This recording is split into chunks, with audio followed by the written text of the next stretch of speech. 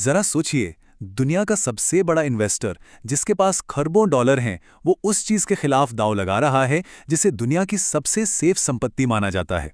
सुनने में ये किसी फिल्म की कहानी जैसा लगता है ना? पर यह हकीकत है और ब्लैक रॉक ठीक यही कर रहा है।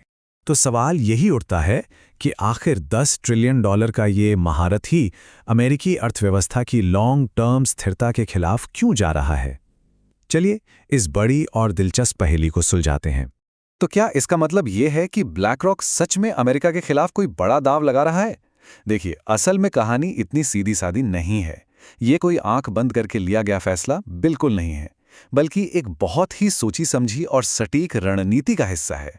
यहाँ एक बहुत जरूरी बात समझने वाली है। ब्लैक रॉक पूरे अमेरिकी कर्ज के खिलाफ नहीं है। उनका निशाना सिर्फ और सिर्फ लंबी अवधि के बॉन्ड्स हैं, जैसे कि 30 साल वाले ट्रेजरी बॉन्ड्स।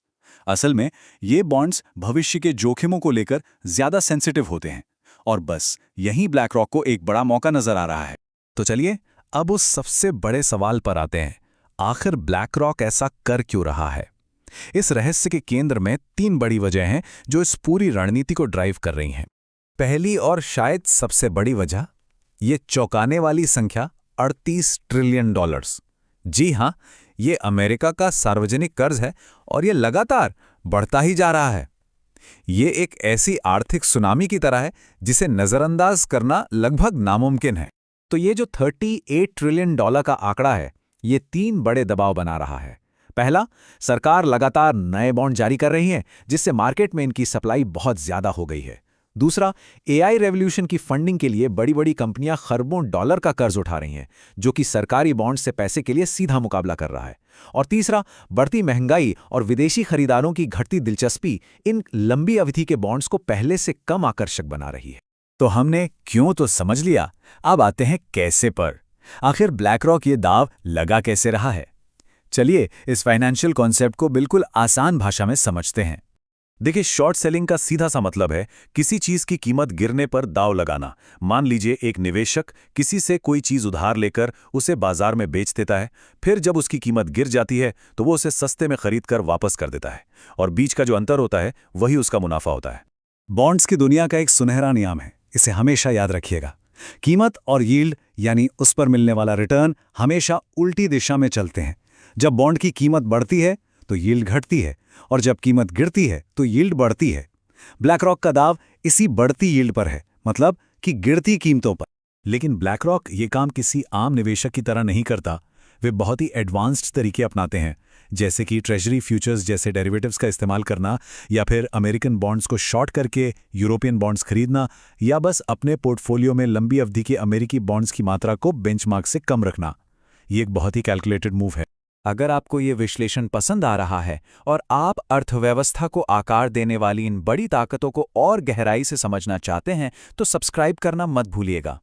तो ब्लैक रॉक की इस बड़ी चाल का आखिर मतलब क्या है? इसका असर असल दुनिया पर, मार्केट्स पर और हम सब पर क्या पड़ेगा? चलिए अब इस पर बात करते हैं। इसका असर कई लेवल पर देखने को मिल सकता है।